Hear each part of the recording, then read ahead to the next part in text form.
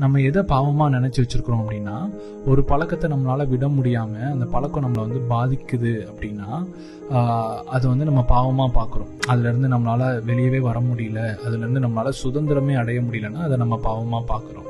ஆனா கடவுள் எதை பாவமா பார்க்குறாரு அப்படின்னா, ஒரு எல்லைக்குள்ள இருந்து சுதந்திரமா நம்ம நினைச்சதை செய்ய முடியாம நம்மளை பாதிக்கிற எல்லா விஷயத்தையுமே அவர் பாவமா பார்க்குறாரு.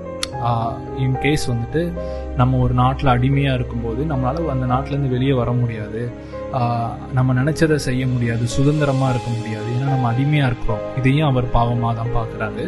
அது மட்டும் இல்லாம நம்ம கிட்ட காசு இல்லைன்னா நம்ம ஒரு எல்லைக்குள்ள இருந்து வெளியே வர முடியாது. நம்ம நினைச்ச இடத்துக்கு காசு இல்லைன்னா போக முடியாது, நம்ம நினைச்ச விஷயத்த வாங்க முடியாது, நம்ம நினைச்சதை சுதந்திரமா அனுபவிக்க முடியாது. நம்ம காசு இல்லாத நேரத்துல நிறைய நேரம் நம்ம கஷ்டப்படுவோம்.